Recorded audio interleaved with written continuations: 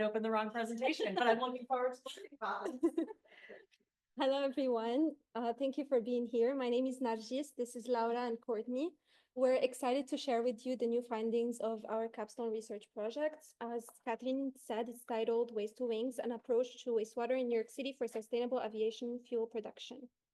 So last semester, we ended our project with this question: what processes can optimize the use of anaerobic digestion systems? When we began this project, we were focused on the role of anaerobic digestion within the wastewater treatment plants. But as we dug deeper into the biogas utilization, we started thinking of a broader biorefinery concept. That's how we came across sustainable aviation fuel, or SAF. It's a growing sector that's aligning good with both the global and the local decarbonization goals of the United States. And as New York is moving towards electrifying all the sectors like the buildings and surface transportation, there is one sector that remains so hard to electrify and decarbonize, which is the aviation industry.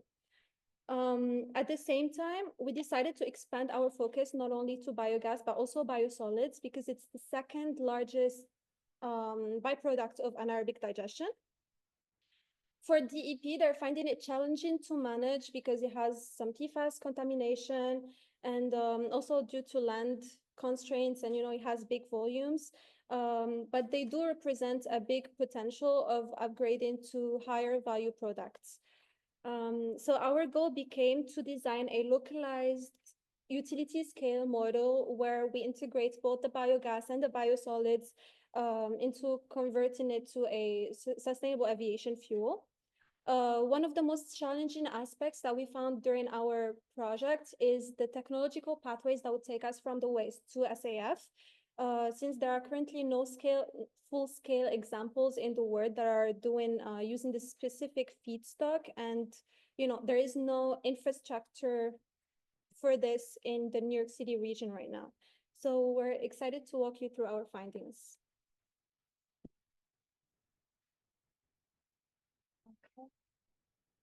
All right, so just to kind of set the stage for our discussion today, here's a map of the DEP wastewater treatment facilities around the 5 boroughs in the yellow circles there. So we're going to be talking about their operations, and also we'll be discussing our key case study, which is also indicated on the map. Okay, so Nargis sort of explained how our research was unfolding. It's kind of coterminously progressed along with the city's climate goal strategies. DEP is exploring beneficial reuse of their 2 byproducts. And biogas is a naturally occurring gas generated during the anaerobic digestion process. And biosolids, as she explained, are the treated sewage sludge remaining after they've been processed. Here's a little more detail about DEP's current biogas and biosolid management. You can see all the facilities currently do use the biogas that they make on site. However, it's only a portion of what they generate. And the rest is flared. The reason for flaring is to burn off the methane. Biogas is high in methane. It converts to CO2, so it's a less greenhouse gas damaging component. So this is conducted at all DEP facilities except for Newtown Creek, which we'll be talking about more in a bit. Cogeneration operations, also, those are using biogas generated on site for heating as well as electricity. So it's offsetting supply needed from the grid. There's one facility right now that's currently commissioning a new system. However, we understand that the remaining 2 facilities are actually approaching the end of their useful life.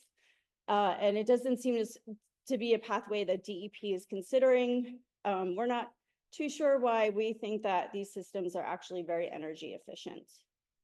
For the byproduct biosolids, the pie chart is demonstrating the various disposal methods presently utilized, and you can see landfilling, composting, and land cover consist of a majority of the disposal. Okay, so this slide, we're going to be talking about DEP policy in our case study. The first image on the upper left, this is Newtown Creek. This is the gas to grid technology that this system has started utilizing. It's taking our food scraps, which are being converted into what they're calling an engineered bioslurry, and it's being introduced into the anaerobic digestion process called co-digesting. It's enhancing the methane content, which is then transferred to, so you can see up here, the bioslurries at the waste management facility on the upper right, and then down here is the actual installation at the Newtown Creek facility of the gas purification process. And so this project was a public-private partnership. It was DEP, it was National Grid, Department of Sanitation, and also Waste Management. Let's see here. Okay, and so the chart on the bottom right is represents DEP's expected strategy on biosolids management. So you can see disposal via landfill has reduced significantly already from 2019. This year, disposal is decreasing a lot more, and composting is expected to increase significantly, and they're looking to achieve 90% non-landfill beneficial reuse. However, as Nargis mentioned, there's an issue related to PFAS contaminants, and these are chemicals that are very persistent in the environment. They resist degradation and also many treatments. So right now, there's interim guidance issued by the state that includes testing for these contaminants. Okay, so part of our methodology, as I mentioned before, our research is sort of in real time happening with DEP's decarbonization efforts. DEP put out, a public solicitation for an interest of bidders. It's called a request for expression of interest. And I went to the actual walkthrough a few months ago with other interested parties that might be potentially interested in partnering with DEP. They want to do the same thing here, the gas to grid technology that they did already at Newtown Creek. They consider that that project was proof of concept.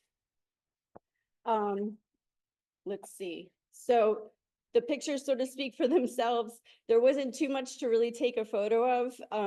The area where the purification system would go is right up here in this corner photo. But it was a very interesting experience. Someone from DEP did meet me there. They were explaining to me that the intent of the walkthrough was to understand interest in different partnerships. So this particular project will be using city funds versus the Newtown Creek pilot project, which did not use city funding.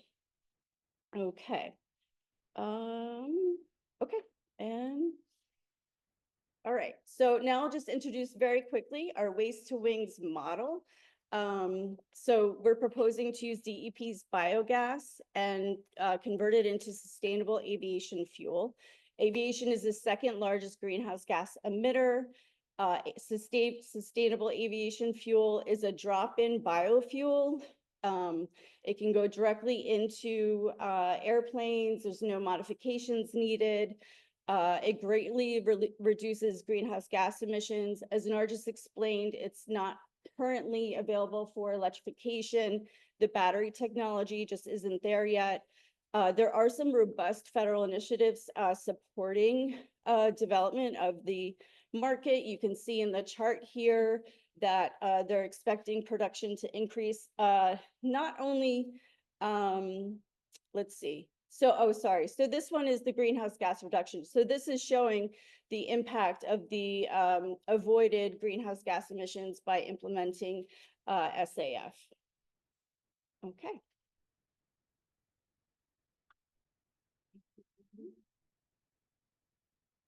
So in this slide, we have an overview of our SAF production model from waste inputs all the way to fuel outputs.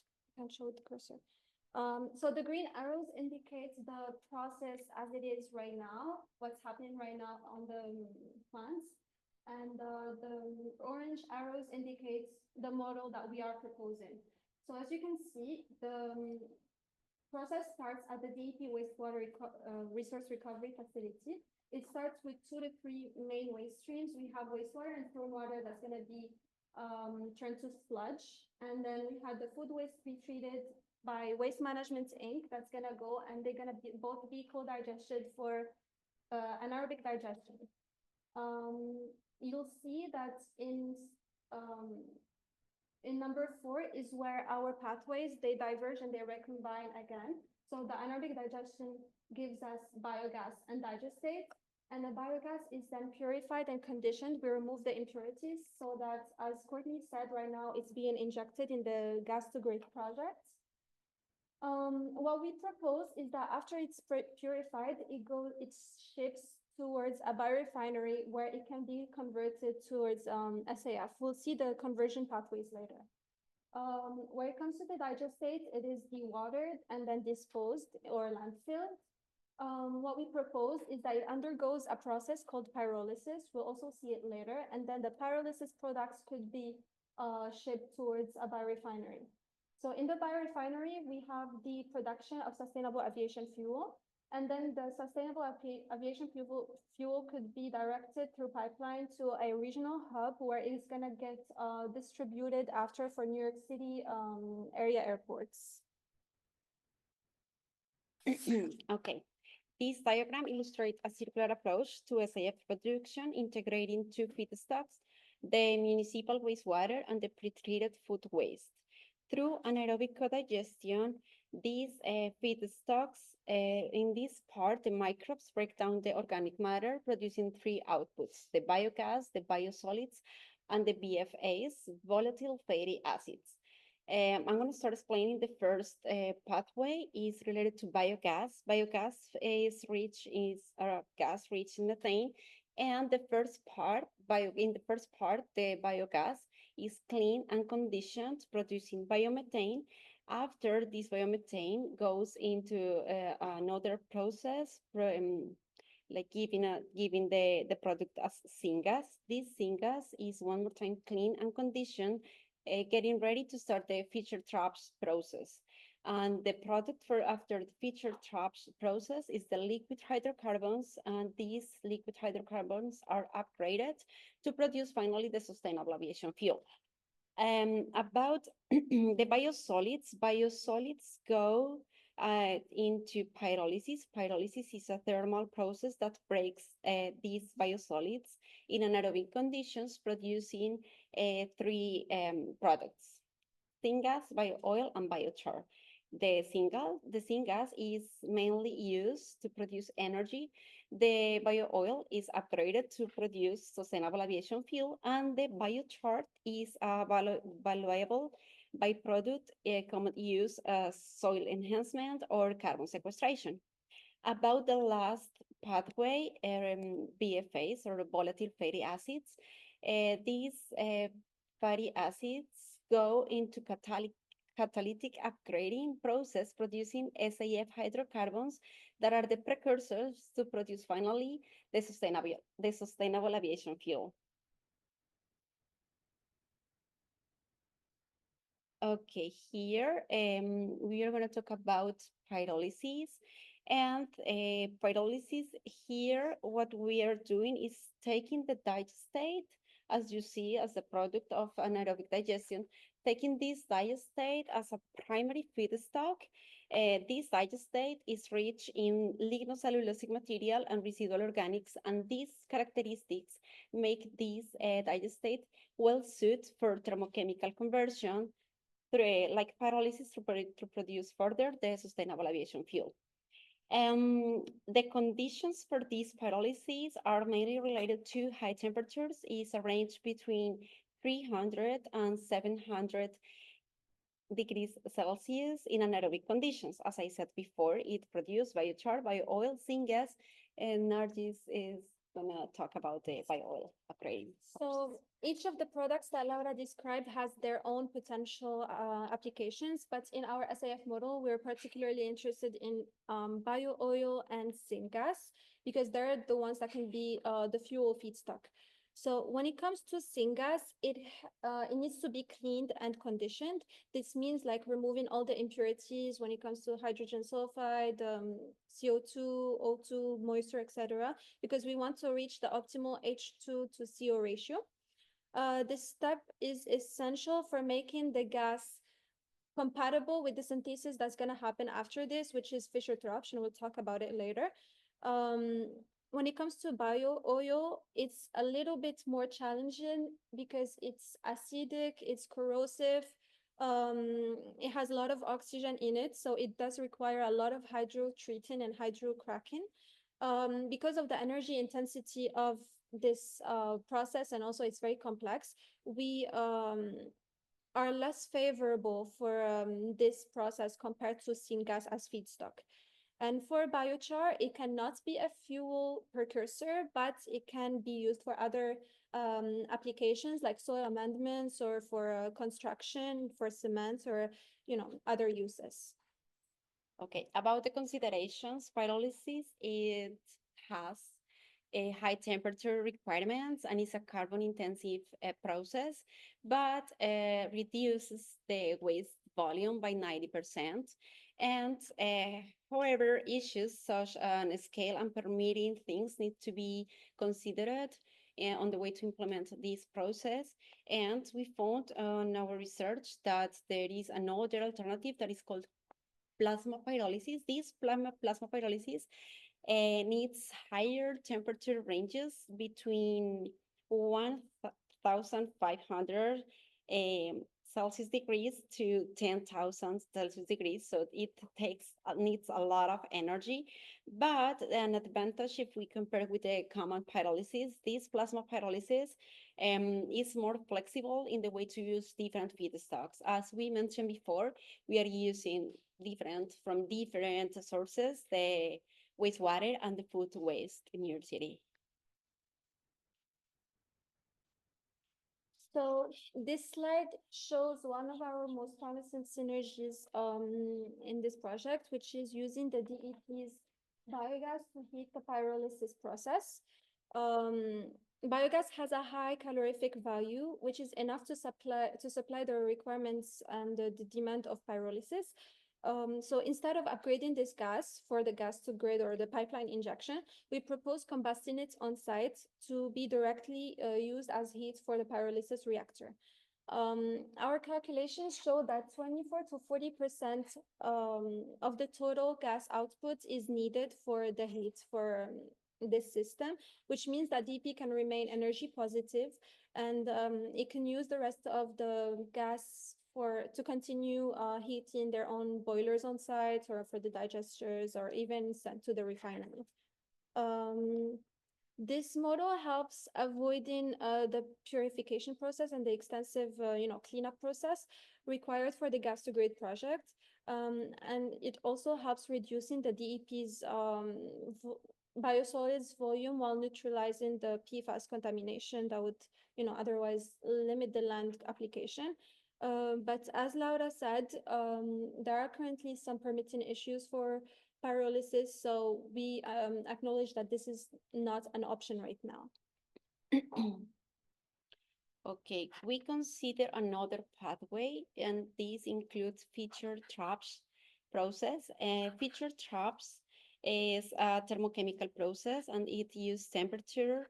The range is between 700 and 1,500 degrees Celsius. The biogas comes from anaerobic digestion with 70% of methane and 30% carbon dioxide.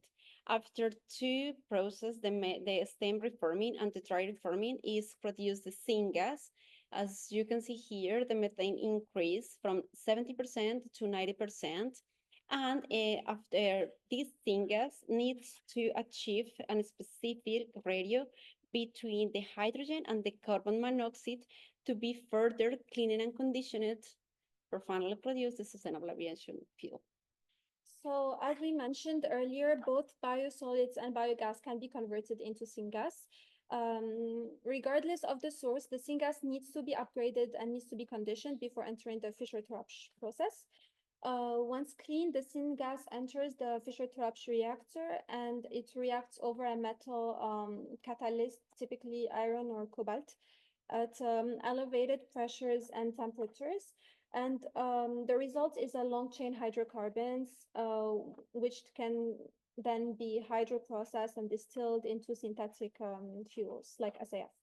One key advantage of this method is that it's flexible to the feedstock, meaning it accepts the syngas whether it's coming from the methane or the biomass. It makes it ideal for our dual input system, which combines biogas and pyrolyzed biosolids as complementary sources. We want to also note that Fischer-Tropsch is a commercially proven pathway for SAF and is recognized for aviation use, which makes it realistic and scalable for a solution for the DEP and for their long-term decarbonization goals. Laura will talk more about the catalytic choices for the conversion. As an important considerations here is for Fischer-Tropsch, the successful pathway or process, we need to consider that the heat manage is essential. So the range between the minimum temperature and the highest point is huge, but in different ranges, different catalysts are part of the process. But the balance needs to be between the catalyst selection based on the temperature ranges, but it also includes the cost and the scarcity. So it makes this process a bit challenging, but after a lot of studies and a lot of experiments around the different catalysts like ruthenium, nickel, cobalt, we found that iron is ideal for municipal sewage sludge gasification, and we can say that is more ideal for syngas, for flexible feedstock too conditions, and also for our feedstock municipal sewage sludge gasification. After Fischer-Tropsch, the last part is about liquid hydrocarbons to sustainable aviation fuel. It includes two main processes, hydroprocessing and refining. The hydroprocessing is divided into three sub-processes.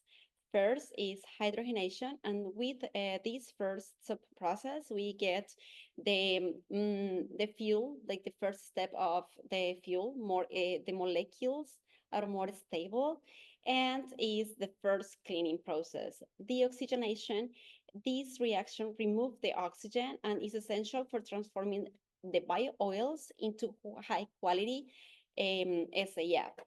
And the last one, hydrocracking, this breaks down the larger and heavier hydrocarbon molecules into smaller, and this is ready for the second part, that is refining. Into the refining, we find the first step, the distillation, and this is made to separate the elements based on their boiling points. Second, isomerization, and this works into different range of temperatures, improving the product. All of the refining process are to improve the product to make it suitable for sustainable aviation fuel. That's why before this finish, the precursors or the sustainable aviation fuel is ready to be mixed or blend with the conventional jet fuel, and now is the most common practice. And this is necessary to achieve the standards for aviation turbine. And this chemical and physical condition needs to be ready for the whole process in mechanical and chemical the point of views or management. Okay. Another pathway we consider is the volatile fatty acids.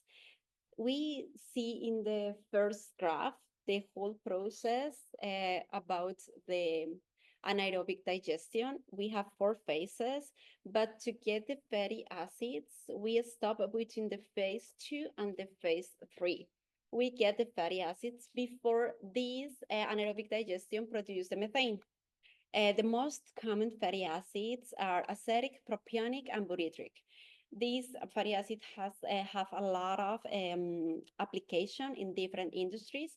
And the main process here is the catalytic upgrading, and the goal of this process is convert the short change acids in chain into longer, producing the hydrocarbons for the jet fuel. About the considerations here, if we compare the whole process of anaerobic digestion producing methane, we stop the process, produce volatile fatty acids, and if we compare these two pathways, we can see that this PFAS pathway, it's shorter hydraulic retention time. It has higher process and it's more robustness. It is lower capital cost, and avoiding the methane production, we reduce the greenhouse emissions. So it means like we are reducing the contamination too. Yeah.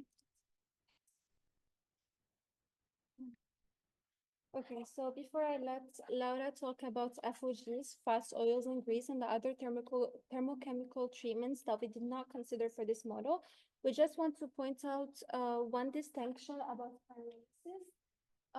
Pyrolysis essentially does not require an anaerobic digestion step before it. It can directly go from the municipal waste. We can use it as the feedstock for pyrolysis.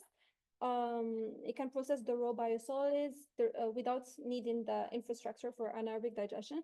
The reason why we did not consider this is because it's not realistic to tell DEP to give up on their whole anaerobic digestion infrastructure and replace it with a new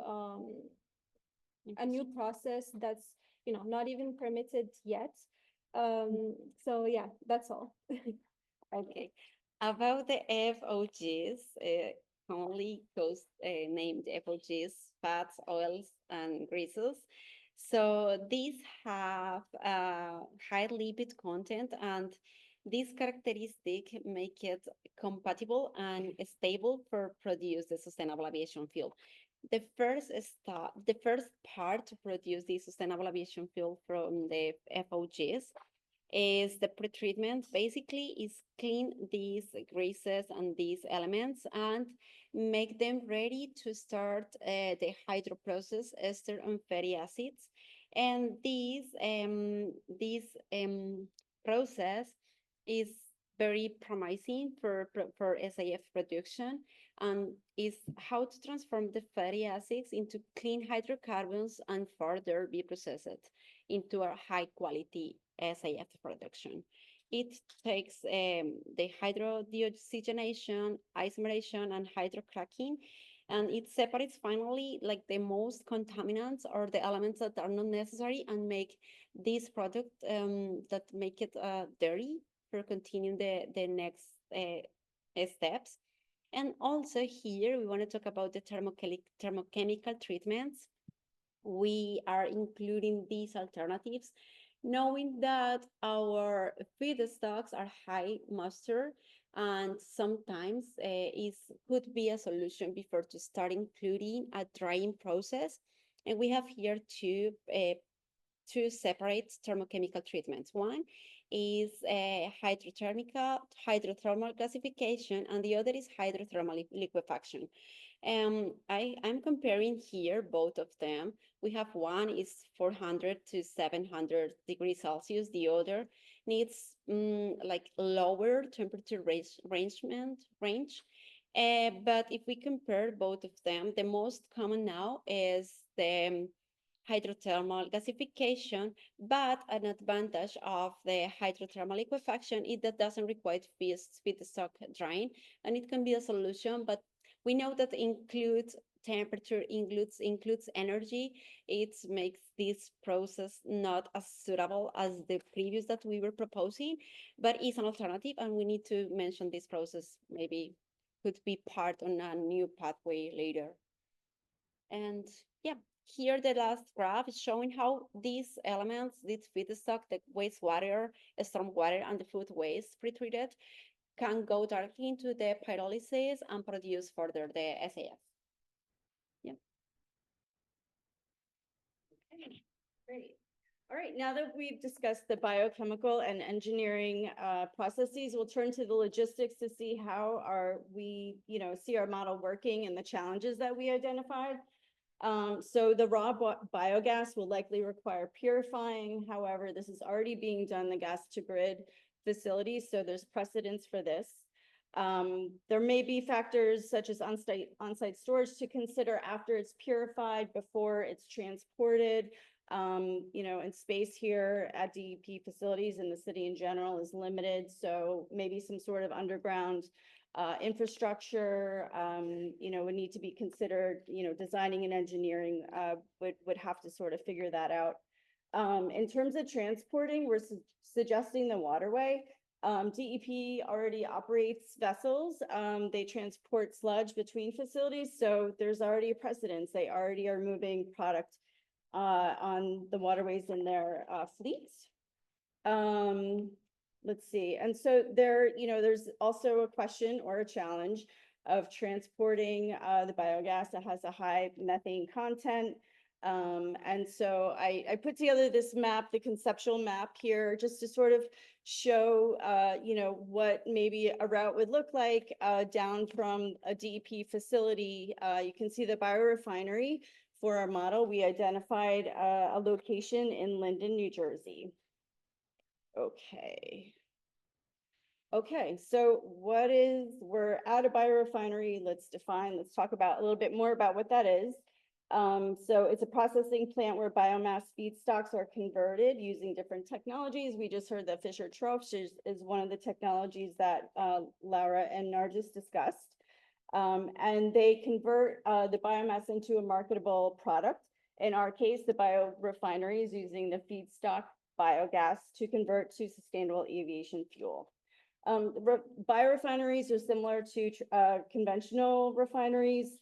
In fact, conventional refineries can be converted into biorefineries, and there is precedence for that as well.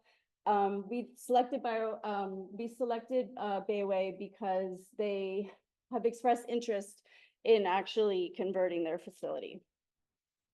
Okay, so the market for sustainable aviation fuel is very early.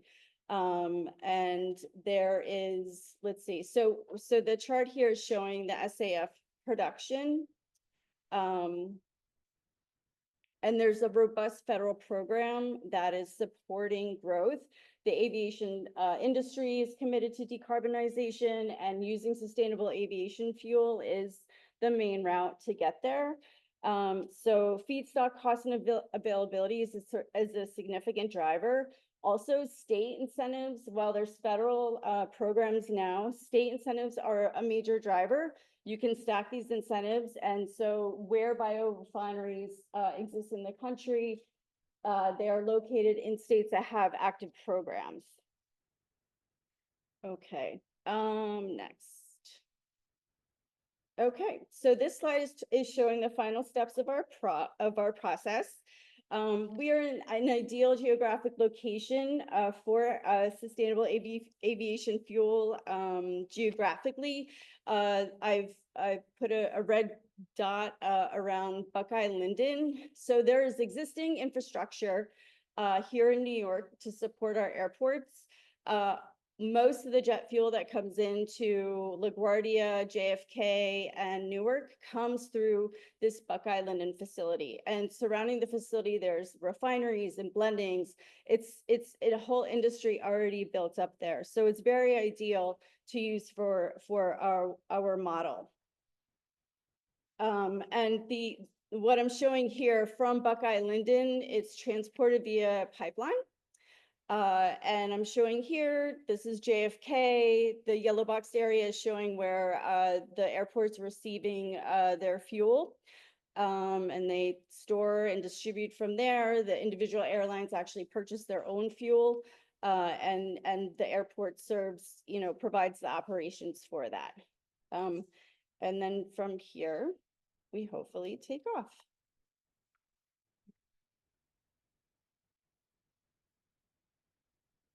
Okay, this is the last part of our presentation. We want to talk about our key findings. So first is Feature traps synthesis from biogas is the most efficient and scalable SAF production method. The biogas can power pyrolysis and ideal a low fossil energy or closing the loop of the production system.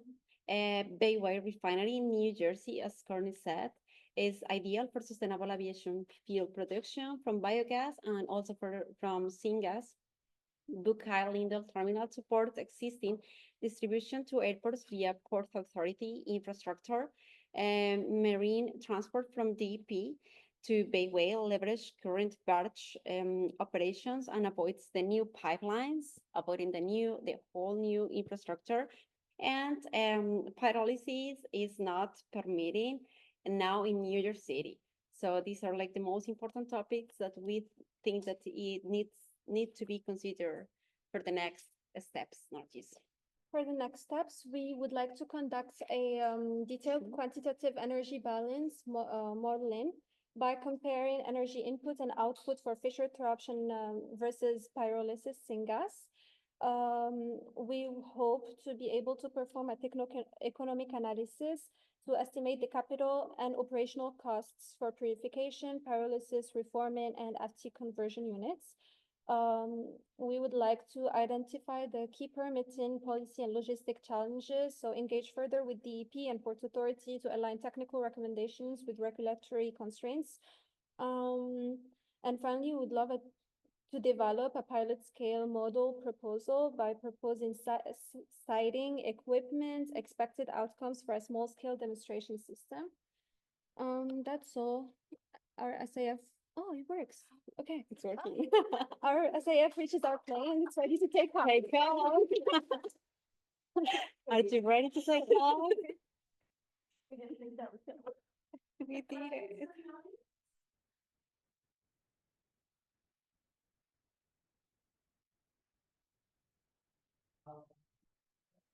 Yeah. Hey, everybody. I'm Scott, and alongside Claudia here today and Gabe, who's coming in remote from Djibouti, we're going to talk about our work as Capstone Team 2 under the Harlem Community Energy Project. We heard Capstone Team 3 talk about this earlier today. And our project focuses on two things in particular, and that's grid interactive efficient buildings, or GEBs, and virtual power plants, VPPs. So we'll start with a quick agenda. We're going to introduce why do we care about this through the framework of the regulatory landscape. We'll introduce you to what GEBs and VPPs are, talk about the HCE VPP, the Harlem Community Energy Project. Claudia is going to take us through a little bit of the characteristics of the Harlem community and talk about some of the retrofit packages we put together for some building typologies. I'll talk through a little bit about the VPP architecture, the flow of information, and Gabe will take us through some financial considerations, and then we have a bunch of next steps to go through. So the regulatory landscape, why do we really care about this? And I've broken this down into three categories. And the first category is electrification and renewables. The state and the city have both passed policies at the state level, the CLCPA, and at the city level, 1 NYC 2050, that are setting aggressive and binding targets for electrification of the building sector and for integrating renewables into the grid. And while this is a good thing overall, it also poses some challenges. And the first challenge I'll talk about has to do more with electrification. And this is an increase in peak electric demand. As shown in this graph here, this is projected out to 2040. And the reason this is an issue is that an increase in peak electric demand causes problems because it strains aging grid infrastructure, it increases electricity costs, and it increases our reliance on peaker plants, which are very dirty, inefficient, and expensive plants to run, and they only run during peak demand time. And the second problem I'll talk about has to do with integrating renewables into the system. And this is an issue because the grid is trying to always balance supply and demand. If there's a disruption in that, the grid becomes unstable. And renewables like solar are unpredictable and unreliable because they're intermittent in nature. As a cloud passes over a solar plant, the production's going to go down. As it removes, it's going to go up. And so this causes some instability in the grid. Now, the next policies I'll talk about have to do with the deep energy retrofit. And what a deep energy retrofit is, it's a solution to this increase in peak demand. And it's a comprehensive retrofit of a building with the goal of reducing energy consumption drastically at the building level. And this is being pushed in New York by Local Law 97 under the Climate Mobilization Act. And what Local Law 97 does is it sets very strict and rigid emissions caps for buildings that are 25,000 square feet or larger, effectively pushing building owners to pursue deep energy retrofits in order to avoid very costly fines and penalties.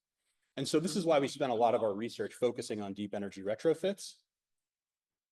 And kind of hooking onto the deep energy retrofits being pushed by Local Law 97, we explored GEBs and VPPs.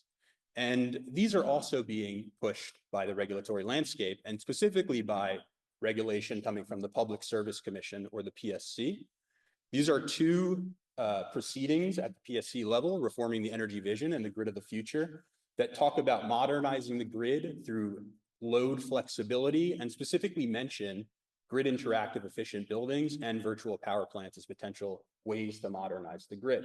And as part of the Reforming the Energy Vision proceeding, they're requiring all utilities in New York, Con Ed included, to put together a distributed system implementation plan, or a DSIP, in order to lay the foundation of how are we going to do this? How are we going to integrate GEBs and VPPs into our distribution system?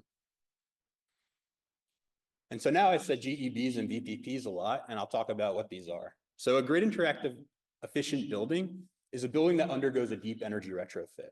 It's a part of that deep energy retrofit is installing something called a building management system, which you can think about kind of as the nervous system of a building. It's where all mechanical and electrical equipment is hooked up to. There's sensors, there's programmable controls, and things are optimized in the building. Mechanical and electrical equipment is optimized in the building, therefore kind of reducing energy and providing insight into all these different systems.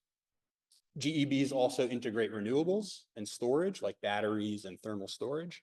And they're grid interactive because they're dynamically responding to real-time grid conditions and price signals. And they do this by curtailing building loads or dispatching energy storage. And this graphic kind of shows you what's going on. So, okay. So we have, it's kind of typical building here with a bunch of loads. Yeah, the cursor's not working. And this is the building management system, which is keeping track of all these loads. The building management system is also interacting with the utility, which is where you have this kind of real-time communication happening and that grid interactive effect.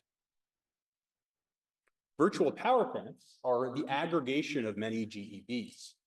So one GEB cannot provide that much benefit to the grid or that much resource adequacy.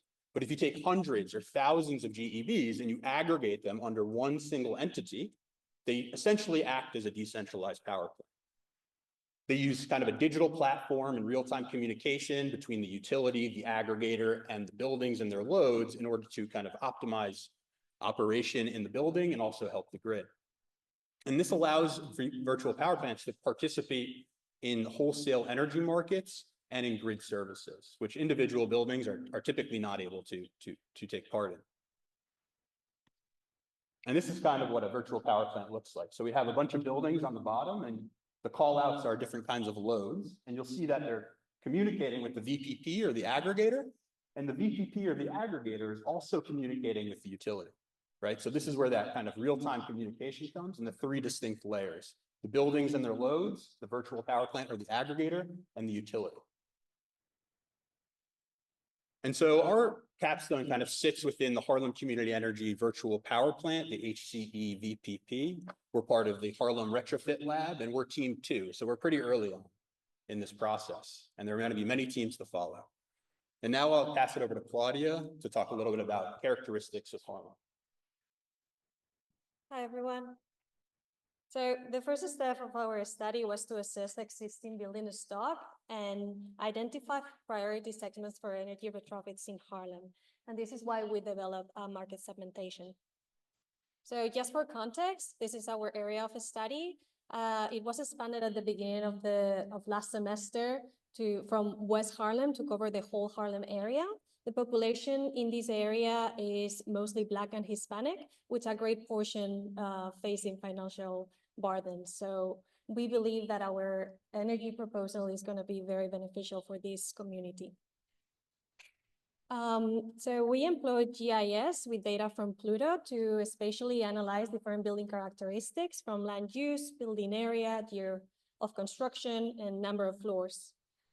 This led to the segmentation of the building stock into 12 different building typologies. These segmentation allowed or enabled a more nuanced analysis of energy and physical characteristics and also local law 97 applicability across our site. So our study identified pre-war mid-rise and post-war high-rise as the most impactful building typologies for energy retrofits in the Harlem area. So here we are looking at two different charts. The one on the left shows the proportion of each building typology per number of buildings, and the one on the right shows the proportion of each building typology per build area. For energy use and carbon emission reduction, what really matters is build floor area. So this is where we see that pre-war mid-rise is relevant in both cases, but post-war high-rise is what becomes more relevant when we are looking at floor area. And also these two typologies happen to be the most relevant and they're local law 97. So here we're looking at the same kind of chart, but just looking at buildings over 25,000 square feet. And this is why just for our study, we focus on these two building typologies. So for the retrofit packages, we divided our retrofit strategies in 6 different categories, and then we analyzed different systems within each of those. And in this presentation, I'm just going to be talking about pre-war mid-rise as an example, but we developed this in our paper for both of them. So our process consisted on first analyzing the baseline condition of each of the systems for each category. Based on these, we propose a retrofit strategy. And then we identify a series of potential energy savings. And you're going to see that the energy savings tend to be shown in ranges, since this is a macro scale project and there is like a lot of variability across the urban area and also lots of unknowns. So we're going to be always showing like a lower number that represents the most conservative result, and the best case scenario would be the upper number. And in addition to this, we also propose a series of control strategies that would incur additional energy savings. These are key for the grid interactivity part of the buildings. And Scott will talk a little bit more about this later in the presentation. So I'm not going to talk about each of these retrofit strategies in detail, but I wanted to deep dive a little bit more into the heating and cooling, because as you can see, there are 2 different phases for this particular strategy, and this is going to have an impact on the results that I'm going to be talking about. So I wanted to explain why this phase approach for the heating and cooling. So when we think about decarbonizing the heating and cooling systems, we always think about heat pumps because they are highly efficient and they run on electricity. However, heat pump adoption in existing buildings is facing multiple challenges. The first one being heat system compatibility. Steam systems, which are very common in New York City, are not compatible with heat pumps. Then they also have a high initial capital investment, which may deter many owners from adoption. Additionally, we would need to manage peak demand first, which means we are going to need to reduce energy consumption as a first step. And lastly, but very importantly, energy costs. Like what is the electricity price compared to other fuel types in New York City? So this is what takes me to this table. We analyze energy prices per fuel system in New York City over this last season. We first converted all of the units into million BTUs to be able to compare apples to apples. And here we can see very clearly that electricity prices are considerably higher than gas and oil, particularly more than gas, but there is like a big gap. But when we take into account the efficiency and coefficient of performance, this gap is reduced, right? Which leads me to the second part of this table, where we are showing savings if switching from any other systems on the left of the table to either an air source heat pump or a ground source heat pump. So given the efficiency of a ground source heat pump, this is the only system that no matter which is the baseline assumption, would be generating cost savings. However, given current electricity prices, switching from any gas, no matter any gas boiler heater, no matter it's low efficiency or high efficiency, would result in negative cost savings. So no owner is going to want to go there. And if switching from a high efficiency oil boiler, it would also result in negative savings. So ideally, all of our buildings would adopt a ground source heat pump, since it's the only one that would actually result in cost savings. But this is not always feasible and also has a higher initial cost. So this takes me to this second, these maps over here. So on the right, we are seeing the geothermal tool provided by the New York City Department of Design and Construction.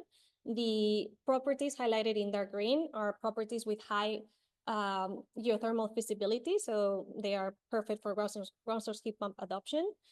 And we can see, comparing to the map on the left, that these almost perfectly align with the properties in Harlem that are post-war high-rise. So this is going to be our baseline approach for this typology. However, for pre-war mid-rise, there is not as much applicability, and we are going to be considering that the retrofit would have to be central air source heat pumps. So back to the baseline condition, we see that both pre-war mid-rise and post-war high-rise commonly have steam systems, pre-war mid-rise being single pipe steam and post-war high-rise being two pipe steam. Therefore, these systems are not compatible with heat pumps, and this is why we have a first phase where we are proposing a hydronic conversion. This phase doesn't mean that we're electrifying the systems just yet, but we are making the heating and cooling system, the heating system heat pump ready. So when switching from single pipe steam in pre-war mid-rise, we can obtain up to 25% energy savings, and for post-war high-rise, we can obtain up to 40%. So in the second phase, we would be electrifying. So this is when we will be adopting a heat pump. In the case of post-war high-rise, we are proposing ground source heat pumps given the high feasibility in the area for this typology. But for pre-war mid-rise, we will keep a central air source heat pump. The difference between these two systems is when they will be implemented. So we've seen that even today, ground source heat pump adoption would incur cost savings, but we're still proposing to separate it in two phases given the high initial cost. So the ground source heat pump adoption could happen at any time when the savings from the first phase could offset the cost of the ground source heat pump installation. However, for central air source heat pumps in pre-war mid-rise, we don't really know when that would happen. We are hoping that electricity prices decline as the New York City electricity grids get greener, and hopefully in like 15, 20 years down the line, electricity prices are a little bit more affordable. So based on these and all of the other retrofit strategies that I haven't talked about, these charts here show the energy reduction by phase and energy and use. So for the baseline, I want to clarify that it was very challenging to find energy data for all of the buildings that we were studying. So we partnered with Concordia University to run an energy simulation in the Harlem area so that we could set up an estimated consumption baseline. And then over those numbers, we apply the different potential energy reductions that we've seen in the first table. And we can see that just in phase one, which is before heat pump adoption, we can almost halve energy consumption. And what I'm showing here is the most conservative results. Then in a second phase, once we adopt heat pumps, in the case of pre-war mid-rise, it would be a central air source heat pump system. We could incur almost an additional 20%. And then the controls are not necessarily a separate phase, but I wanted to show it separately, since this could happen at any time. It could provide an additional almost 8% energy savings. So overall, once the whole retrofit strategy is applied in the most conservative approach, we could get a little over 70% energy savings. And this chart is showing the same amount of energy savings. I just wanted to show the impact of each of these retrofit strategies into the overall energy reduction. And we can see that both envelope and heating and cooling are the ones that have the major weight in reducing energy consumption. So these are the ones that should be prioritized. Then to contextualize these numbers, we use the energy use intensity as a metric to analyze energy performance across the site, given different building types and different building sizes. So the map on the left is showing energy use intensity pre-retrofit, and the map on the right is showing energy use intensity post-retrofit.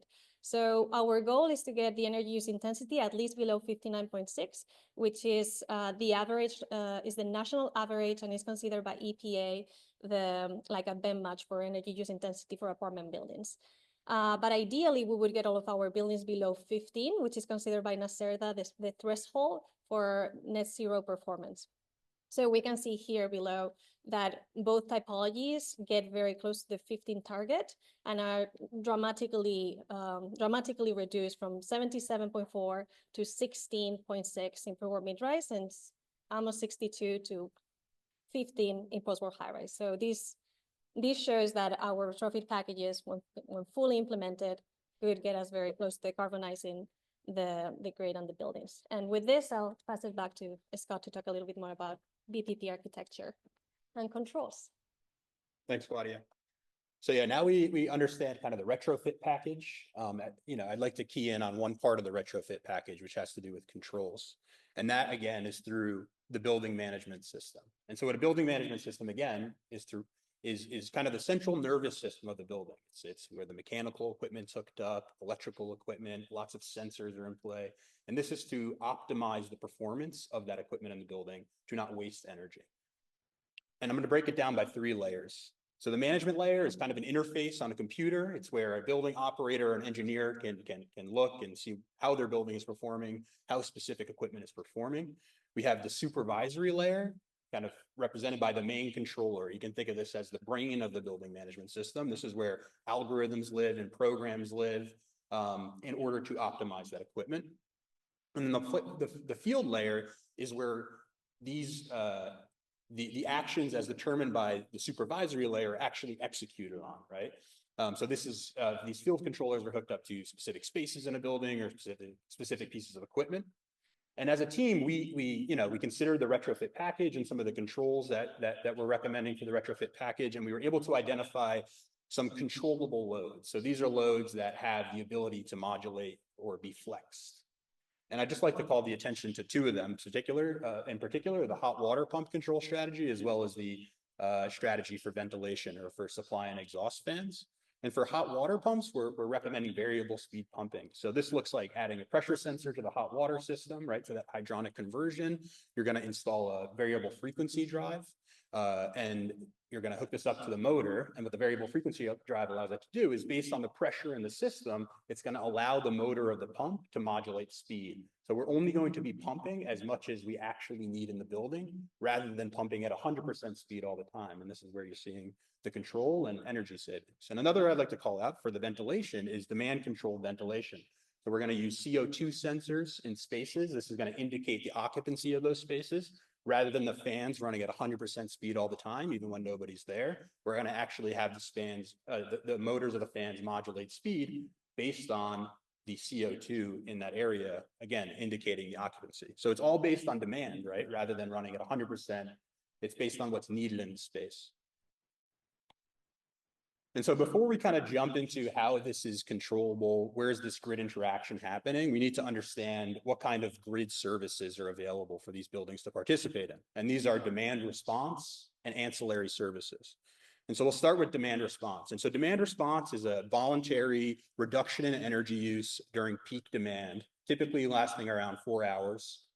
It's initiated by Con Edison on the distribution side, and on the transmission side, it's initiated by the New York Independent System Operator, or NYISO. And this demand response helps us reduce our reliance on peaker plants. And this kind of graph shows it, right? So this light blue horizontal line is the total system supply, whereas the orange line is the demand.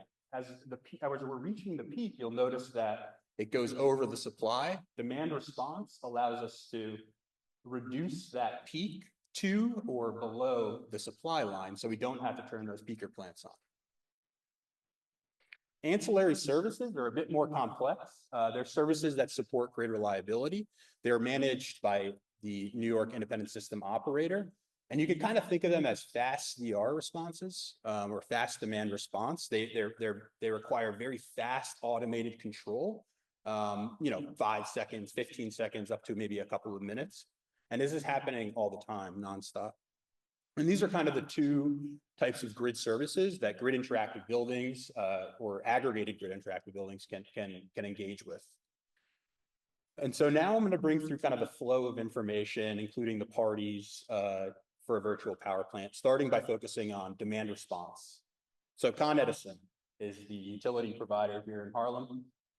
They have systems like their SCADA system, which is constantly understanding what's going on the grid and helping to tell them when to initiate a demand response event. They have these other systems like ADMS, which is an advanced distribution management system, the distributed energy resource management system, and the demand response management system. And these are all systems kind of coming underway, not yet completed, in accordance with that distribution system implementation plan. And these are all informing Con Edison that something's going on in the field and we need to issue a demand response event. So they're going to issue a demand response event and they're going to send a signal through this open protocol called Open ADR, Open Automated Demand Response. And in this protocol, Con Edison is acting as the virtual top node, or VTN. And they're sending this to the aggregator, who acts as the virtual end node. And in the case of the Harlem Community Energy Project, EcoSuite, which is a software as a service company, is acting as that aggregator. And so EcoSuite, the aggregator, is receiving the signal from Con Edison that we are that is initiating a demand response event. And again, the aggregator has, in a perfect world, thousands of GEBs and their flexible loads under their control or under their purview. And they're going to send this message, this demand response signal, to all the buildings' Voltron systems. And what Voltron is it's a DOE designed platform. It's modular, it's agent-based. You can kind of think of it as a control framework or communication framework. And Voltron is considering what's needed from the grid, what's needed from Con Edison through Open ADR. And they're also considering what's going on in the building through the building management system over a language such as BACnet. And based on what's needed on the grid or during the demand response event, Voltron is going to make some decisions and inform the building management system to flex the loads or dispatch loads based on actual conditions in the building and conditions on the grid. And that information is going to flow back to Con Edison or to the aggregator, who will now be able to kind of market that as a resource adequacy.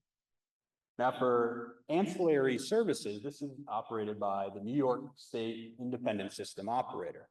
Similarly, when they feel like we're having some grid instability, they're going to send a message to EcoSuite, a signal through something called ICCP. EcoSuite's going to again turn to the buildings in their aggregated pool, and a similar kind of thing is going to happen. They're going to be able to automate these responses in line with what is needed on the side of the grid. And so, you know, these buildings and the aggregator are providing a service to the grid and to the transmission system. And well, there are some programs in place that allow for these buildings and the aggregator to take advantage of, to provide them some incentive for doing this. And there are some programs under Con Ed and some programs under the New York ISO. So for Con Ed, they have the Smart Usage Rewards program, which is kind of their umbrella program for a couple of demand response systems they have. And they also have time of use rates. So Open ADR is able to send price signals as well as demand response signals to these buildings and their loads. And when during off-peak times, prices are going to be less. These buildings can preheat or pre-cool, charge their batteries, charge their thermal storage, and then release that during peak times rather than spending more money during peak times. Now, in the New York ISO side, they also have some demand response programs and they have ancillary services programs. And this is kind of the crux of the VPP.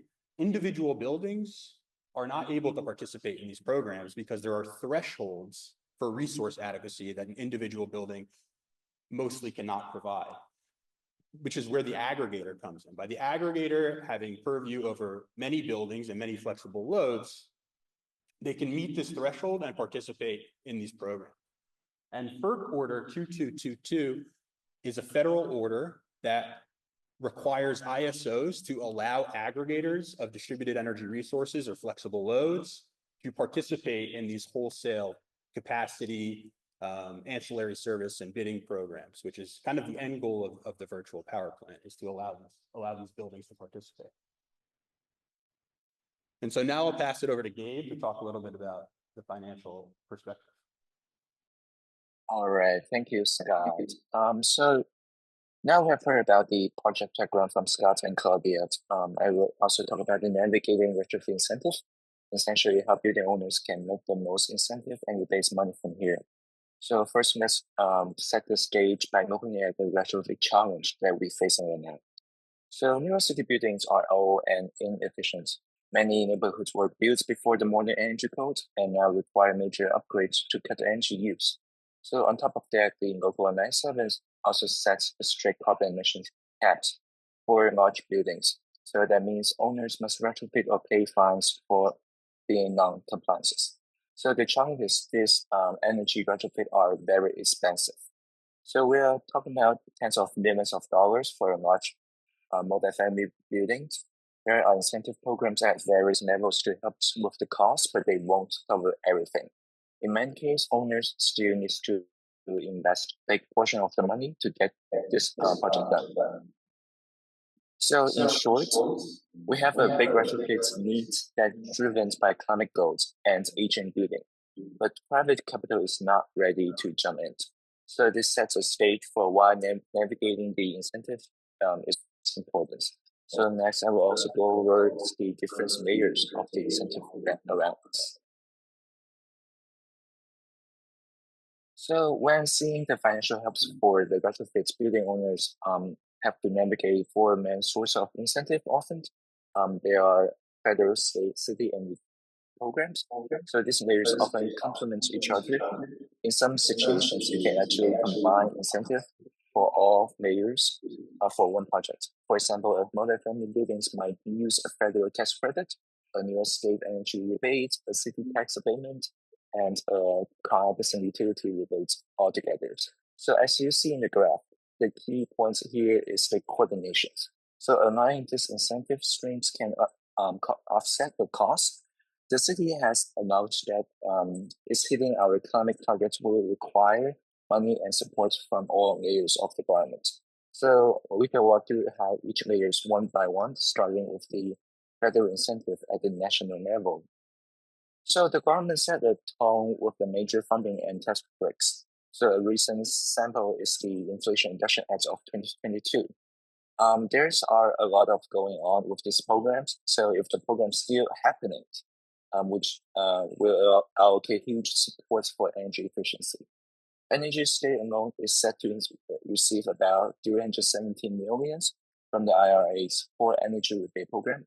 So that money will flow down to state and city agencies who will distribute it through the local programs. So the federal mayors also offset the tax credits directly to the federal owners and is claimed on your IRS return. So in some cases, you can stack federal incentive with a state and local ones. For example, combine the federal tax credit with a state rebate, but you have to disclose other incentive to avoid the double dipping situation. So the federal government supplies the big picture fundings and tax incentive, setting the stage for lower level programs. Now we could see how New York State builds on the fundings. So New York State primarily, I think, through NYSERDA by taking this federal fund and state funded and converts them into specific incentive programs that New Yorker can use. But the state role is really about the administrations and coordinations. Building owner would typically apply for incentives through NYSERDA online portal or via the approved contractor. So in many cases, the state programs are designed in partnership with the utility. This means they're trying to streamline things so that you might fill out just one application and cover both state and utility waste altogether. So the idea is to make it as easy as possible to access multiple benefits. So the state layer is about bridging the gaps between federal dollars and local actions. So NYSERDA ensure the funding gets to where it needs to be. Now let's check. We can talk about the New York City. So at city level, as another layer of the support and some pressures on the building owners to drive building upgrades. So for support, the New York City Accelerator is a city-run program offering free advisory service for building owners. Essentially, it's one-to-one consulting to help to identify the best energy upgrades and find all the incentive available. For pressure, so the local 97 require emission caps, but the law also includes beneficial electrification credits, which actually rewards buildings that fully electrify ahead of the schedule. And then another city incentive is the J51 property tax abatements.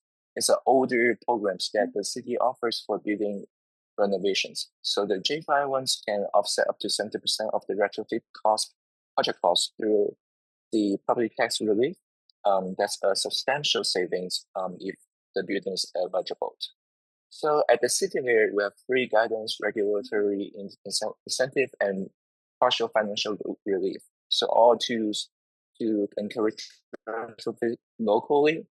Now we could go beyond the government programs, see one more layer, which is the utility, which is the very hands-on role in giving the incentive money directly to a customer.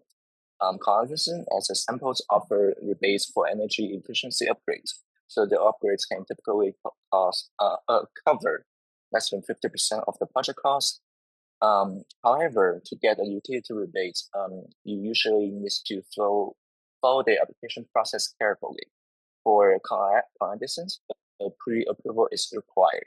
You have to submit an application before purchase, and after you complete the installations, this will send an inspector to make sure the upgrades are done properly, then receive the rebates through checks and other forms. So that's why we call the utility the last mile delivery of the incentive money.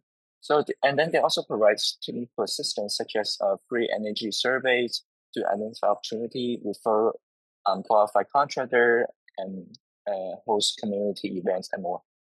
So the utility incentive are the on-the-ground programs that directly reward you for installing efficiency equipment. So far we covered the pretty comprehensive menus of incentive. With all that support, now we might ask, why isn't every building rushing to retrofit?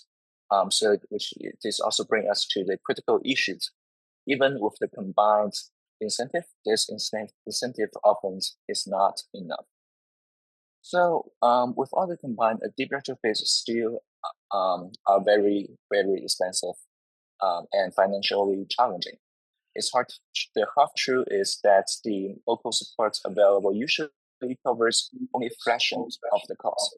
So oftentimes a full energy retrofit for a larger multi-family building can easily cover cost over $100 per square foot.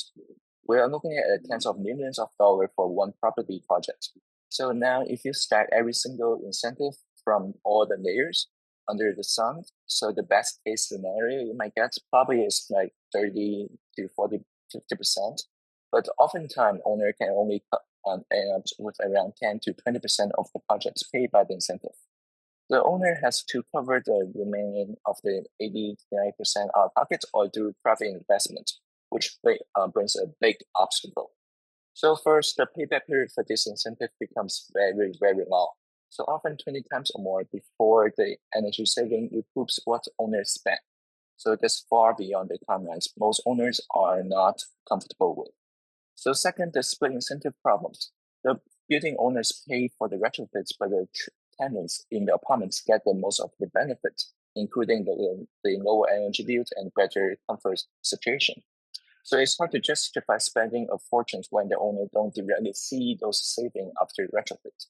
So even though there are financing tools such as the PACE loan that can help spread out the cost, there are still loans, not grants.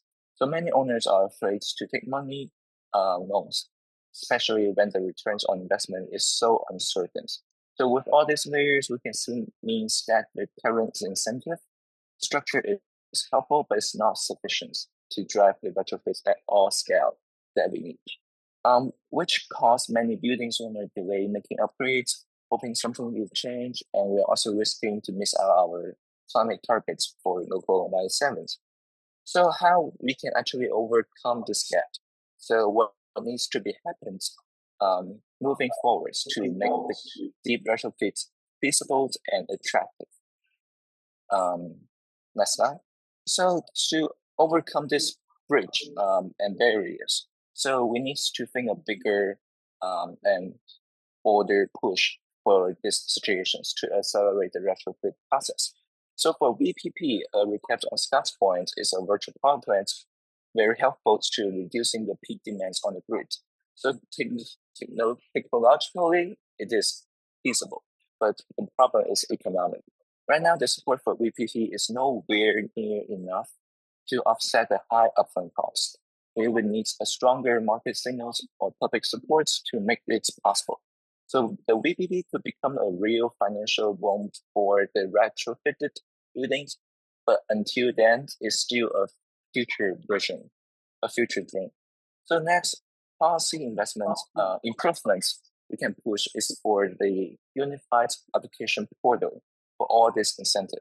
The complexity of all layers can discourage people participating, and would be good to have a single website where building owners can understand, access, and apply for all the applicable incentive in one way, one shot. So another critical factor is consistency over time. So the building owners plan this retrofit projects on 10 to 20 years scale. So we need long-term commitments from the governments that the incentive and rules will remain stable. If the owner is worried that the available programs will be gone next year or emission regulations might change with the new administrations, so they might never decide to act and will be continue waiting. So next, we recognize that the decarbonization building is not just a private benefit, it's actually a public good. So the public enjoys cleaner air, reduced greenhouse gas, and also job creations with the retrofit. So because of the benefit is then so to society, it makes sense for the public sector to share more of the cost. So building retrofits should be treated like essential infrastructure, such as the bridge or highway. So the government needs to step up with much larger fundings and financing programs, so the private owner aren't asked to do the impossible task. So all this measured together forms our visions for bridging the retrofit funding gap. So it's about making retrofits not only technically possible, but also financially attractive and achievable at a bigger scale, at the scale we need. Now it goes back to Scott. Yeah, thanks, Gabe. So just to reiterate what Gabe was saying, what we've tried to conclude with our project is that deep energy retrofits, grid interactivity, and virtual power plants as a whole, from a programmatic, regulatory, and kind of technical lens, are feasible. And what really is missing in this equation is proper funding for them. This is going to cost a lot of money, and incentives won't make up enough of the cost. And so we'll talk about a little bit about our next steps. We know we're team 2 of this very large project. And so we were able to identify lots of next steps, and I'll just call out a couple. We worked with Concordia University, as Claudia mentioned, with the district energy modeling. This is something that needs to be continue to be refined and made more accurate. Con Edison, this idea of virtual power plant and grid interactive buildings does not exist without the buy-in from Con Edison, and so that has to be a key priority. Looking at the value stack, if we do implement all these measures and these controllable loads, what kind of value can we get back to the building owners? And then looking for case studies, right? We've put together retrofit packages for 2 building typologies. What does it look like if we actually go and do an energy audit on a building and apply these strategies? And that's all, folks. Thanks. Hello, we're the Living Shorelines group, and we're looking at assessing climate resilience of New York City living shorelines, looking at ecosystems, infrastructures, and community-based assessment approaches. Okay, so I'm Nadia Samaru. I'm an environmental scientist, and in this project, I'm looking at the biodiversity and vegetation dynamics of the living shorelines. Hi, everybody. I'm Kirby Gonzalez. I'm also an environmental scientist, and I'll be doing infrastructure and policy. Hi, everyone. I'm Angela. I don't normally go by social scientist, but I was like, okay, I guess that was kind of my role and my point of focus in this project. And so I kind of focused on the community-based assessment approach to coastal resiliency and taking a look at environmental justice neighborhoods in Europe. Okay, so first we're going to be looking at the biodiversity of West Palm, Jamaica Bay. So first, before we do all that, what is a living shoreline? A living shoreline is a natural barrier between land and water. And some benefits of living shorelines is that it controls erosion, it improves water quality, it supports wildlife habitats, and so much more. There's even different types of living shorelines like oyster reefs, beaches, wetlands, and even sand dunes.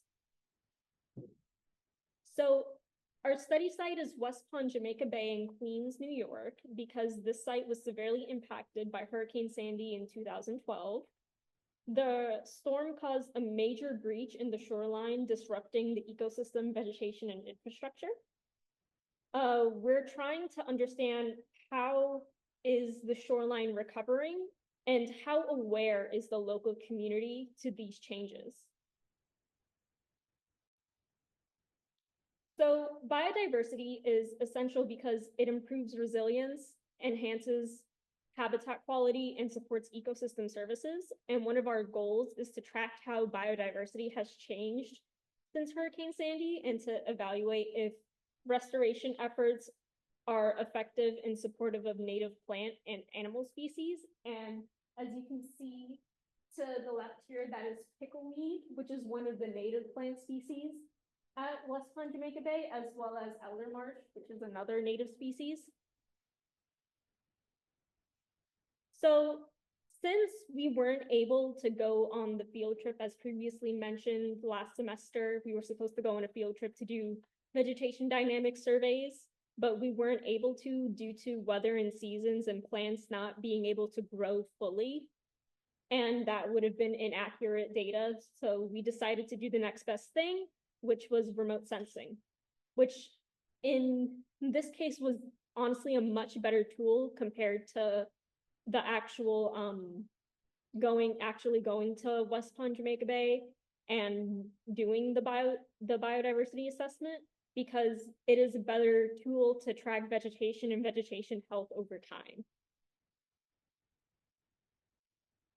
So here I'm explaining the methods used for the remote sensing of our research.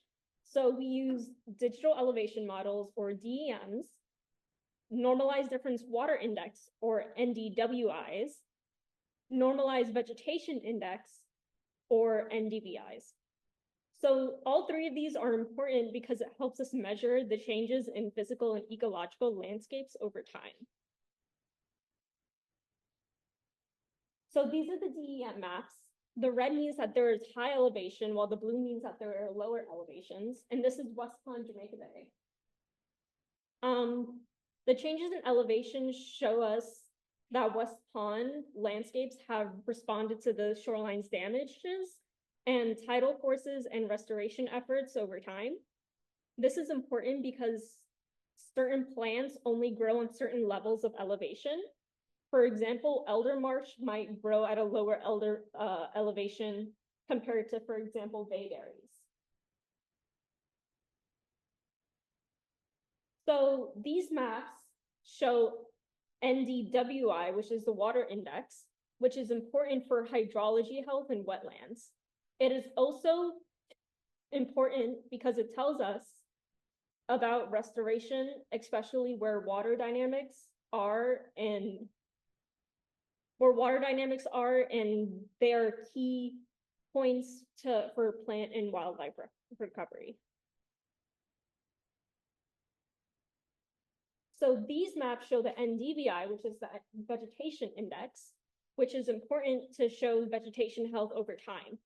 So the blue means that it's water, while the green means that there's dense vegetation. While the dark green means that there's sparse vegetation, and the light green means there's more vegetation. And as you can see, based on these maps, the vegetation is slowly but surely recovering.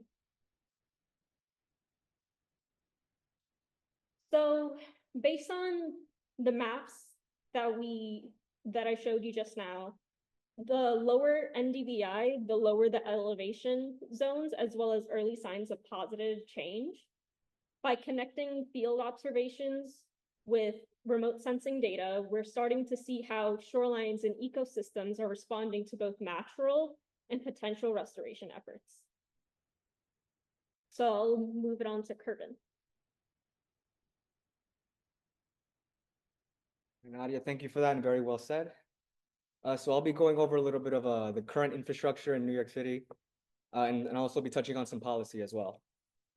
So just to give some context for people who aren't native to New York, New York City has 520 miles of coastline, which is longer than Miami, Boston, Los Angeles, and San Francisco combined. So in this city, we have a lot of harbors, we have a lot of rivers, we're next to the Atlantic Ocean, and a lot of these areas in the city are, at or below sea level, so they are vulnerable to flooding. And New York City's old too. I don't know about you guys, but I live in a building that's over 100 years old. And a lot of this infrastructure was here, predates, OSHA and like all these construction standards. So they're not, up to par, like, with the standard of living now. And currently there's a lot of zoning laws and construction codes that are trying to address these problems, and they're trying to prioritize sustainability. So there's a resource on New York City's website called the Now and Then Maps, which I suggest everybody, if they get a chance, definitely play around with this. Basically, they have these aerial maps of New York City over certain periods of time. The furthest back it goes is 1924, and up to now they only have data up to 2022. So just to highlight Nadia's point on our study site, this is Jamaica Bay in 1924 on the left, in black and white, and then Jamaica Bay in 2022. Circled, this blue circle right here, that is West Pond, Nadia's study site. Just taking a look at this, we can see how much has changed over 100-ish years. JFK wasn't here before, JFK is there now. All these roads, and a lot of these like marshes have been, taken away to, for, infrastructure to be built. So here's Lower Manhattan, which Angela will be touching on later on in her presentation. A lot of urbanization downtown. Okay, yeah, a lot of urbanization downtown along the East River. A lot of nicer properties have been, built. Oh, the animation didn't play. So this is, uptown. This is here, Hamilton Heights. I wanted to kind of, there was an animation I was supposed to play, but it didn't, unfortunately. But yeah, I included this one for fun. This is Hamilton Heights, and I included this arrow saying, we are here, this is campus. Okay, so just to go over climate change in New York City. New York City faces a range of climate-related issues, and it's projected to increase. It's projected to intensify within the coming decades. We saw evidence of this during Hurricane Sandy, which caused 44 deaths and $60 billion in damages. A few of the studies we went over, as a group, had projections of the temperature increasing, between 5.5 degrees Fahrenheit to 9 degrees Fahrenheit by the end of the century.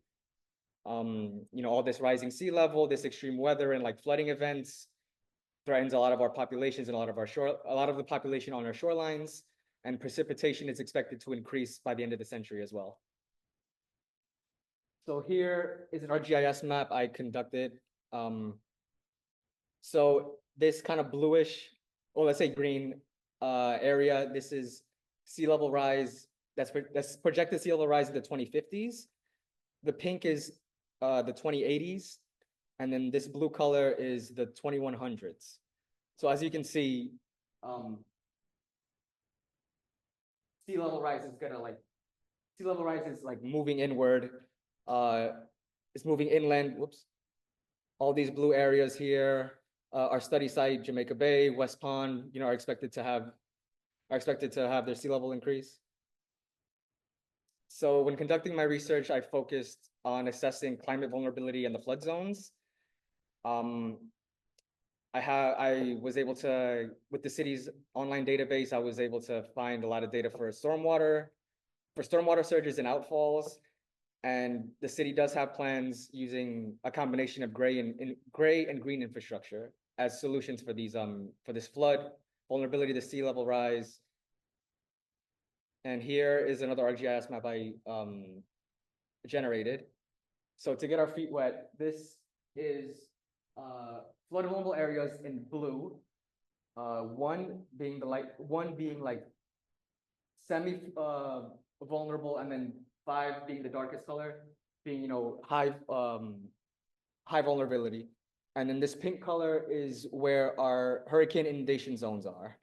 So as you can see, there is overlap, and it even goes beyond our flood vulnerable areas. So some of the methods I used was going over policy and using ArcGIS to generate some maps.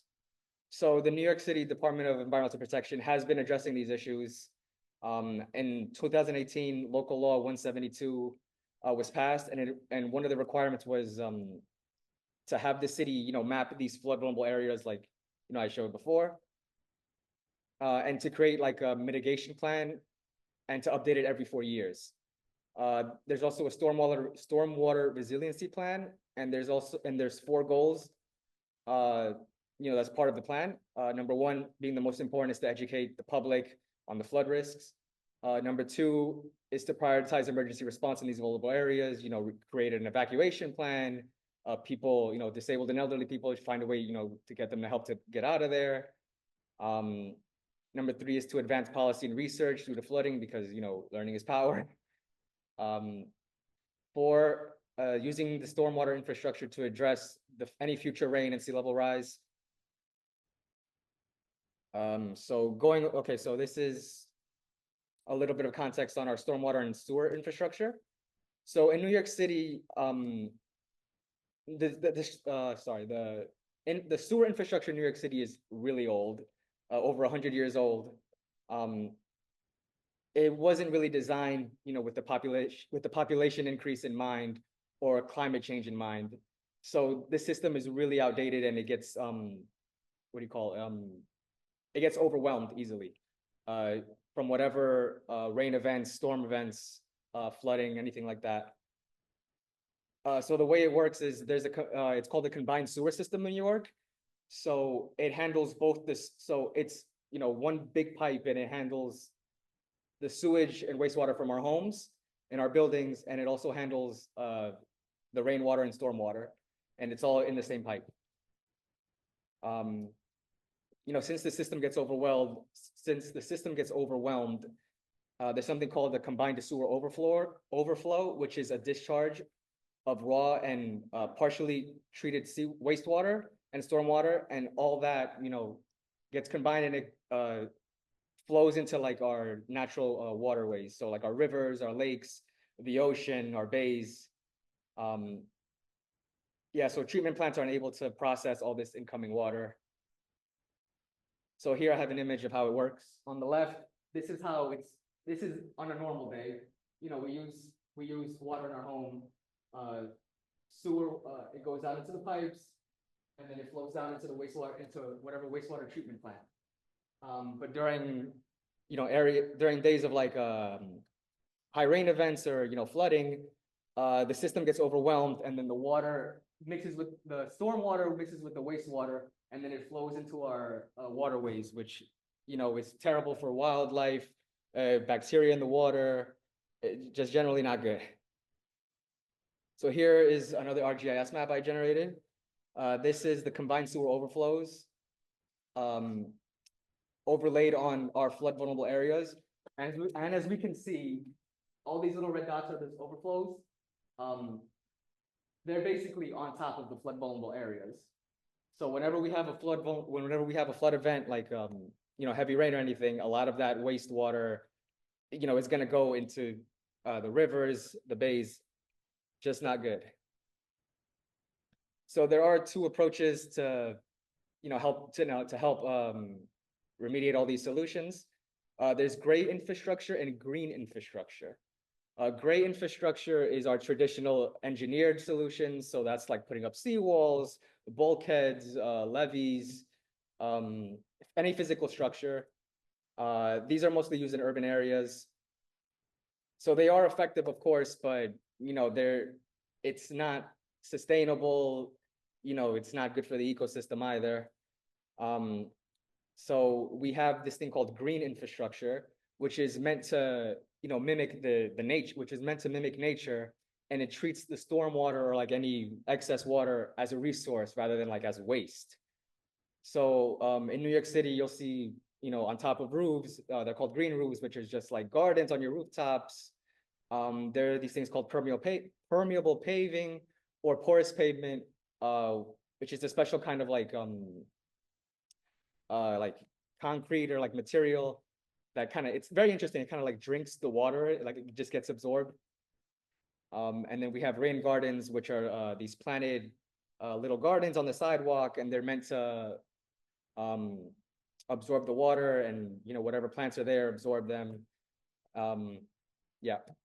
So here is an example. This image right here on the left, this is a green roof. This image right here, top right, that is our rain garden, and the bottom image is our permeable pavement. So here's a little infograph I found doing my research. As we can see, great infrastructure it only targets the issue. It doesn't really, help it doesn't really help the environmental impact of the situation. It's hard, there's a higher cost to maintain it, as opposed to green infrastructure, which is low maintenance costs. It's aesthetically pleasing. Yeah, and it's great for wildlife, great for your public health too. So here is another map. These green dots are where the city has green infrastructure in place, and the blue are our flood vulnerable areas. As we can see in these blue areas, there's not a lot of green going on. We're hoping in the future that this can change. We'll have a lot more rain gardens, a lot more green roofs in these blue areas. So doing my research, I came across like it's kind of like middle ground solution. There are different kinds of materials used that kind of take advantage of green infrastructure and gray infrastructure. There's a marine grade concrete, which resists the saltwater corrosion. And there's also something called eco concrete, which is made from all the waste from like construction. So like rubber, fly ash, or any like construction, waste or demolition waste. It's used and to create this new concrete. So basically you're taking nothing and making it into something. And here is an example of a biodegradable material. These are core logs, which are coconut fiber rolls. And there's also jute matting, which are made from bamboo. These are more so for erosion. Yeah, these are great because they're made from natural material. And when they degrade, the only thing they leave behind is like just sediments. And these have been used in Brooklyn Bridge Park and on the Rockaway Peninsula. And I'll pass it over to Angela. All right. Hi, everyone. So Kervin and Nadia kind of touched on identifying the gaps in coastal resilience in New York City and exploring some actionable areas to enhance urban coastal resilience and increase natural and nature-based features, such as the marrying of like the green and gray infrastructure. But the section that I'm going to be talking about focuses more on how socioeconomic status has influenced flood vulnerability and the different things that make it more difficult for certain communities to recover from extreme weather events, and for neighborhoods to access resources to plan for coastal resilience. And in particular, the ones that have been historically divested from and are inequitably burdened with environmental hazards, such as, highways like the BQE, waste transfer stations, brownfield sites, which if there's flooding going on there and it's the contaminated water is going into the nearby industrial and manufacturing areas, and then also the residents that live nearby those areas, which are normally low-income Black and Brown communities of color, then that's going to be a really big issue. We're also going to touch on SMIAs, which are significant maritime industrial areas where that issue is even more prevalent. And the reason why I wanted to focus on this particular area is because the majority of studies on living shorelines focuses on ecological outcomes, 89% to be exact. And so there is a need for dedicating more studies and research on evaluating the relationship between socioeconomic status and shoreline restoration studies. And so it's especially important in New York City, where there are a lot of waterfront communities that are located in these predominantly low-income neighborhoods of color, specifically the South Bronx, Sunset Park, Red Hook, Newtown Creek. These are all heavy industrial areas, Brooklyn Navy Yard, and the North Shore of Staten Island. And a lot of times the North Shore of Staten Island is also lumped together. There's 28 communities there. And so when there's studies and research done, it's really hard to drill down to like the exact actionable items because it's literally along the entire North Shore. And so from these waterfront communities, I chose 3 that had land in the 2020s 100-year floodplain, which means they have a 1% chance of flooding every year, to conduct case studies on and to examine community-led coastal resiliency plans that have been created for these neighborhoods and to compare them to Vision 20, which is a plan that came out of the New York City Department of City Planning. So to kind of give a neighborhood overview without going very technically into the demographics and everything, because that could be its own presentation, I kind of highlighted 3 key areas that make these neighborhoods environmental justice neighborhoods. And the first and last image is from the New York City Community Heat and Air Mapping report that was created by the New York City Environmental Justice Alliance. And so up in the top right, we have the South Bronx. Mount Haven is the neighborhood that I'm focusing on to be specific. And here we have Sunset Park and the North Shore of Staten Island. And so some areas might not have, let's say the North Shore of Staten Island, it does have more PM 2.5 concentrations than the rest of Staten Island, but it is also the most heat vulnerable. And so if you also look at the vegetation, all these things combined kind of compound the effects of climate change, sea level rise, and as you can see, like some of the darkest areas are up in the South Bronx, which is nicknamed Asthma Alley for having the highest concentrations of asthma cases, asthma health-related issues for the residents there. And so, yeah, these are some of the communities who are more likely to be subjected to existing climate threats, including flooding and extreme heat. And yeah, vegetation cover could have potentially been, you know, one of the natural and nature-based solutions to that, but we're seeing, as you can see, like more in the white area, 0 to 20% vegetation cover within a 200-mile radius. And so here are some other environmental justice considerations that we talk about, you know, fully in the paper. I'm not going to fully go into all of them, but we look at New York City Housing Authority developments and flood impacts and how there are NYCHA housing developments in areas that are in the 2020s floodplain and how can they be really problematic. I think in Sunset Park, there's only one there's only one NYCHA development there. And obviously a lot in like the Lower East Side, like Kervin was mentioning.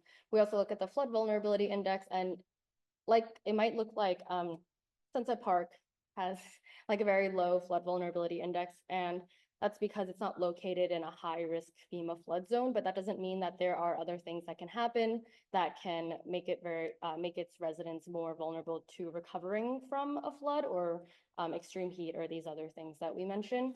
And then another study that we take a look at is the Resilient Coastal Communities Project, and I'll go into that a little bit more later.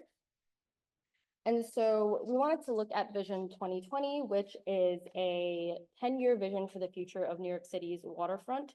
It was created in 2011. We wanted to kind of analyze this report and compare it to other community-led waterfront plans and look at its maybe strengths and weaknesses. And so this plan establishes priority projects and it recommends waterfront regulation, administrative overview, and it generally formalizes future events to ensure a waterfront that will help New Yorkers green their infrastructure and provide affordable housing and open spaces. It was provided by the Environmental Protection Fund. And some of the stakeholders that they said that they have engaged are, you know, thousands of people, including hosting public workshops that work with advocates, residents, and also other stakeholders to look at opportunities and priorities of the New York City waterfront and its waterways. There are a myriad of other stakeholders that they reached out to, but I think in general, there is this issue that was highlighted in the Resilient Community Coastal Communities Project, which is that, well, basically the report, let me just start by saying, is there were 10 interviews that were conducted with leaders of community-based organizations. And in these conversations, they found that many times there's this top-down approach where the city agencies will come in to performatively say that they have conducted stakeholder engagement, talk to the community and things like that. but it's already near the end of the process. And so there's not really much change that can happen by that point. And it's just to kind of tokenize these communities and say that we have involved them in the process, but when they're not really doing that. And there's also a lack of investment in existing community-led visions and plans, which has proven to be more effective than just kind of dumping a plan on a neighborhood and telling them like, this is what we have decided is best for you guys. And so when there's not that buy-in from the community, it's just not going to be an effective plan, especially in relation to climate adaptation, because that is uprooting an entire community sometimes. There's also the erasure of marginalized voices. For example, those who have limited access to these long and arduous processes that are involved in community, engagement. It's very iterative, time-consuming. If, let's say, some people who are working part-time jobs or they have children and they don't have access to childcare, how are they gonna find free time to go to these, community planning events? And, one way that maybe we could rectify that is by, offering childcare, maybe having dinner there or giving people free like Metro cards to go back home or like to get there in the first place. And then the last, area for improvement or critique we kind of have for Vision 2020 is that we're seeing the conversion of the working waterfront into green gentrification zones of displacement. And so this is like a concern of the continued development of our working waterfront, is the conversion of these communities into prime real estate for high earners and developers to move in and displace existing residents. And so that's already something that we're kind of seeing. We've kind of seen that in Sunset Park with Industry City. They're trying to do something similar with like the Climate Innovation Hub, where they're like leasing out these spaces that are like very expensive and going, oh, we're going to give these jobs to the community. And then the jobs in question are like highly inaccessible, or they're like service industry jobs in like Industry City. And so that doesn't really give a pathway to building wealth for the residents that live there. And then on the flip side, we have these 3 plans that are community-led waterfront plans. So in Mott Haven, we have the South Bronx Community Resiliency Agenda. In Sunset Park, we have the Grid 2.0, the Green Resilient Industrial District Plan. And then in the North Shore of Staten Island, the Staten Island Urban Center has the Maritime Education, Recreation, and Culture Corridor. So these 3 plans all come out of community planning, and then they're also in partnership with community-based organizations and nonprofits that exist there. So with Mott Haven, we have the Point CDC and the New York City Environmental Justice Alliance working on that. Sunset Park, we have UPROSE, which is the United Puerto Rican Organization of Services and Education. And so these plans respond to the challenges of these 3 communities by reimagining the waterfront and carefully considering the community needs for more green jobs, maritime education, and aligning investments with public open spaces, green infrastructure, and living shorelines that will transform the waterfront, hopefully, while preserving its industrial qualities and not displacing its residents, hopefully. And so for my part of the project, for data collection, I decided to do a coastal resilience community engagement survey. And in doing this, I hoped to find out the demographics of the people who take the survey participants and document their site uses of whether it's their waterfront or the parks that they access the most, and kind of understand the public opinion regarding flooding and their knowledge of like flooding and what to do in an extreme weather event, whether or not they've experienced this personally, and whether or not they think that natural and nature-based features, aka living shorelines, there's like a million names for it for some reason, are a good idea, or what their ideas are. And some of the limitations that we found were that because we distributed it to parks and organizations, parks and also park-related organizations such as the Harlem River Working Group and the New York City Park Super Stewards newsletter, it is a little bit skewed because people are obviously already engaging with their parks, and so they're gonna go, yeah, I want more parks. You should definitely invest in that. And also we have a lack of temporal data because it was only given out in the spring, the survey. And so hopefully in the future, if we were to, redo the survey, we would be able to access more zip codes across New York City and be able to have that temporal data. So we had 16 survey responses from across the 5 boroughs. I think 9 of those survey participants lived along New York City's coastline, and 7 of the participants were likely living in environmental justice neighborhood, which, the lines are kind of gray there because zip code, neighborhood tabulation area, all these things. And so, yeah, so these survey findings were a little bit skewed toward those in a higher income bracket with access to more money, resources, and education to recover from a major climate event. So they're not necessarily representative of New Yorkers as a whole. And let's see. Okay. And so in terms of awareness of living shorelines, the majority of participants found the natural and nature-based features to be very important in protecting the shoreline and in providing recreational opportunities. And then we kind of asked about their engagement, community engagement, experiences, and education related to extreme weather events. And public opinion and confidence in city government is generally pretty low. 10 participants said they had not been involved in decision-making processes, while some of those who did, have a little like survey that they typed in shared negative stories of being ignored by public officials and also having a lack of confidence in the community board. Some call them very corrupt. And so the majority of participants also had experience or had exposure to the 4 extreme weather events that we had listed here, which is drought, flooding, extreme weather, winter storm, and heat wave in the past 10 years. Actually, it's 5. And 2 of the participants who actually experienced flooding a few times a year, and the one that experienced it every time it rains, which is crazy, were the only 2 people surveyed who actually had a household income level of less than $25,000, which suggests a possible correlation between income and exposure to natural hazards based on this very limited data set. Also, most people found local city government communication related to issues of flooding to be inadequate, with an average score of 2 out of 5, 5 being the highest opinion of the city government. And then when offered living shorelines and green infrastructures as solution to flood mitigation, a majority of participants were supportive of these additions. We kind of named them out in case people wanted to look them up. So these are like coastal parks, waterfront greenways, wetland stewardship, and the improvement of local parks. Where people actually did not approve of a waterfront greenway in their community to prepare for extreme climate events. So I thought that was kind of interesting because they generally, were supportive of the other ones. I wonder what the negative ideas of a greenway are. Maybe that's like more bikers in their neighborhood, or I would want to like follow up with these people about, what they would rather see, I guess. And then here are some of our project recommendations. And so ensuring the long-term resilience of our shorelines and our wetlands ecosystem is going to require an interdisciplinary approach, which I feel like is part of why this project was so interesting to me, because we each focused on a different part of addressing, coastal erosion and living shorelines and sea level rise. And so we'll need solutions that address biodiversity, social equity, and economic sustainability. And so these recommendations that we came up with propose actions in the multi-dimensional areas of ecological restoration, climate adaptation, and community inclusion.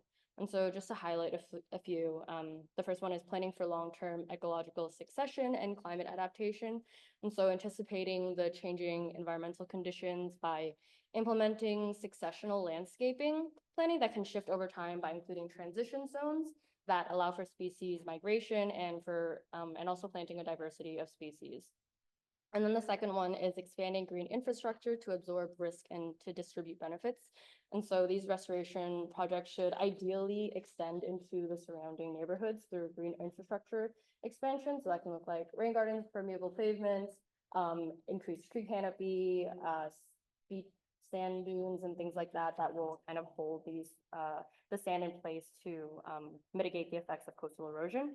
And then the third one is creating economic opportunities through localized green workforce development.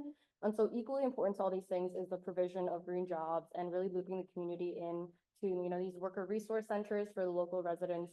And so just transition will require supporting the working waterfront and the communities who live in these areas that have less green spaces, less access to high-paying unionized jobs of the green economy, and high vulnerability to flood events.